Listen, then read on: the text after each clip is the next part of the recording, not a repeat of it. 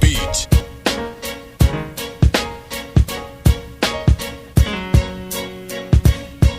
So like we gonna try this shit again.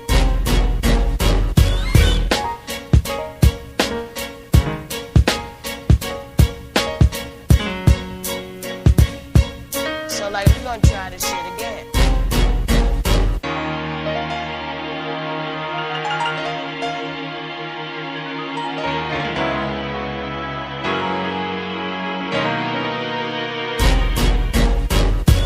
Making the beat.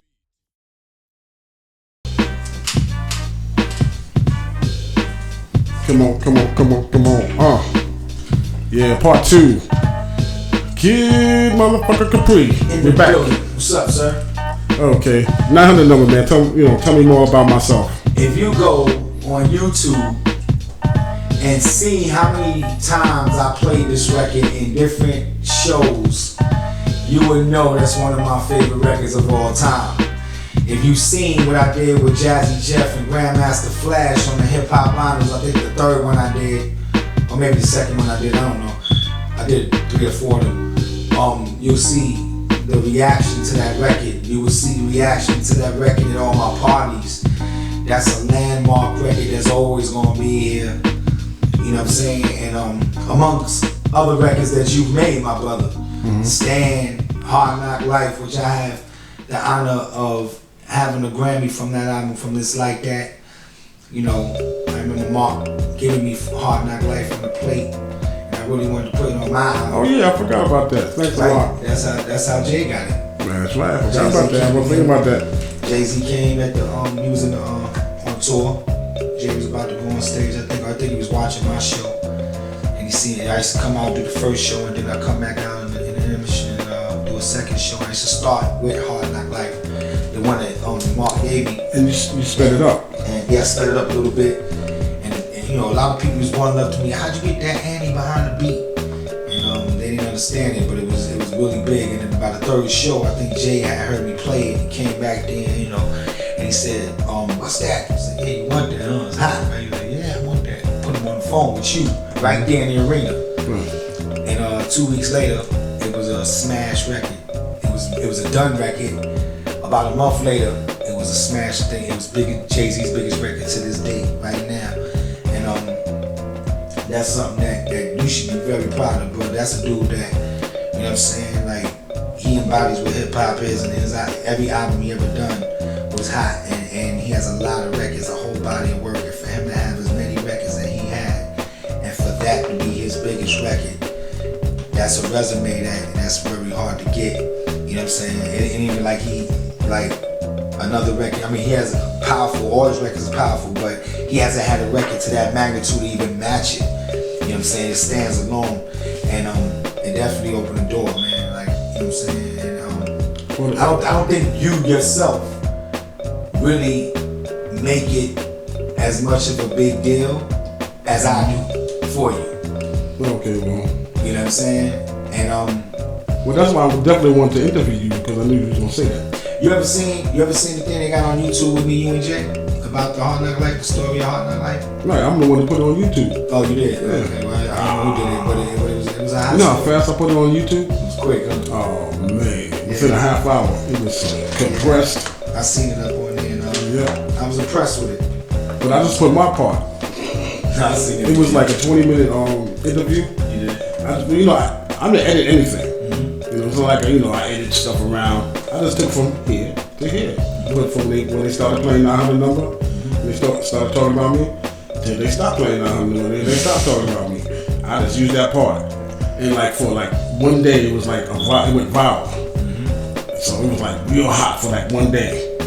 And then the next day, it said, Well, I seen the whole thing, and I was impressed with it, man. It was something that I thought that should have been done a long time ago, but being that it was done, it probably was the better time for it to be done when it was done. You know what I'm saying? But it's definitely one of the records that took him way over the top. well, I like it because I'm still getting paid off it. That's what we put on. And that's the real. Just like Stand with Eminem, that record helped sell his album as much as it did. I mean, Eminem is Eminem. He gonna sell what he gonna sell. He's my favorite rapper. You know what I'm saying? Well, I don't look at the rap of the time or what's going on at the time because you hot right now. You may be dope, and I give you love because you dope. But I look at an overall consistency. I look at, like Wayne, he's incredible. And the reason why he's incredible to me is because he's consistent. And this dude had, 3 or 4 albums with Cash Money, then came out with all his albums, do all his mixtapes, or keeps a record on the radio, 3, 4, 5 records on the radio. The dude is really a beast with what he does. So he's excluded out of it. His work ethic, I said it right, his work ethic is incredible. As a matter of fact, Busta Rhymes even told me that. Busta Rhymes said that Lil Wayne is kind of like his hero. Like he looks up to Wayne, which is incredible because Busta's Busta. You know what I'm saying? But because of the way Wayne works, his work ethic, you know, Busta looked at that and he was like, yo, nobody works like that kid. Like he's in the studio all day, every day, constantly putting him out there every day.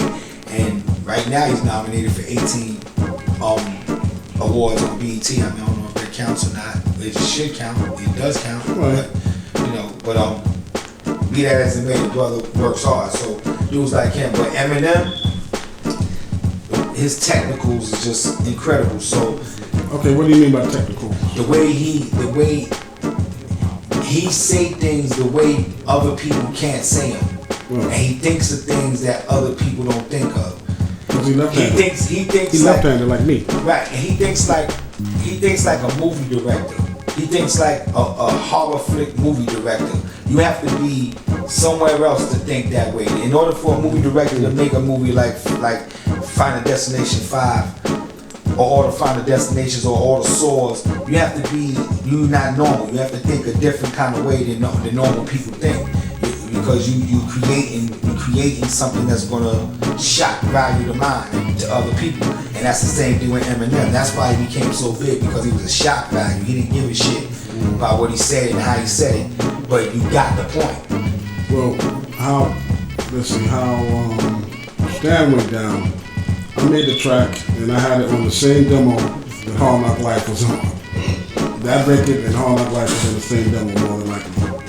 And remember when I made Hard Knock Life, wasn't you and Chrissy over my house or something like that? Mm-hmm. And I gave it to Joe Claire, had it. Remember? We had it because I wanted to get on BET somehow, right? Yeah. And then Champagne had it. And then Latifah had it, right? And then that's what Hard Knock Life. And I'm saying with Stan, okay, Hard Knock Life did well. And then I guess Eminem listened to more stuff because Hard Knock Life did well. Maybe he said, okay, I can go with it. But I gave Stan to Anton. What is Foxy Brown brother? Antoine. What's their last name? Monchon. How you say it? Monchon. Merchant. Yeah. Something like that. Right. So Anton, what was for Anton? Anton actually bought the track from me and gave it. Right. So if it wasn't for Anton, it would have been no Stan. And what he did, he gave me half the money for it, so it was his. So then I said, Anton, what did we get that track back? I can give it to Ellen. I said, nah, man, I don't use Pretty Boy. That's Pretty Boy's track now. So I said, oh well, at least I tried to get it back, because all I knew was I like Hi, my name is Hot. That was hot. I like the beat. I like how he was spitting and I love the whole shit, right?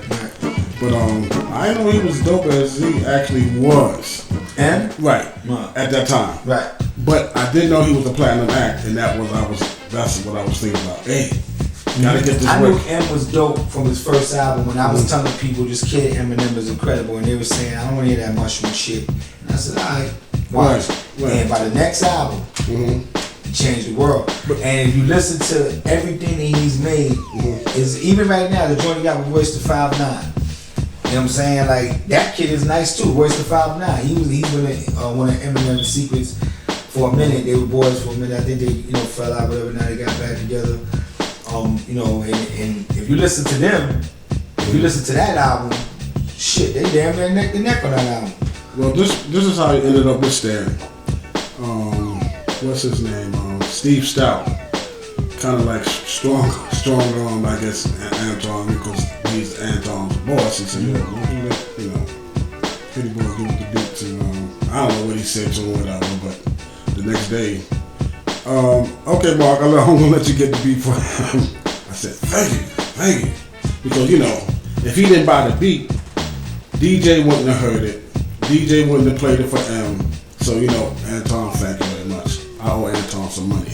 I owe him some dollars. Coming up next on Making the Beat. DJ Premier in the building. Yes. Okay, we was talking about the people cheating on the SATs. Okay. And I think it's kind of cool, but it's not fair if you can cheat and get over just because you have a little money. That's not fair. Oh yeah, no doubt. So, Well, if the kids are struggling and they're paying for it, then you gotta just let it be what it is. But obviously, if it's $1,000, $3,000, $4,000, most kids ain't gonna be able to afford that. I wonder where they get the money from. I don't know, man. You know, everybody got to hustle. Everybody got the little hustle. Daddy or getting it yourself. You know, Wow. everybody's on the hustle, on the paper chase right now with the way this economy is. So. Can I count it off? 1, 2, 3, 4. Making the Beat.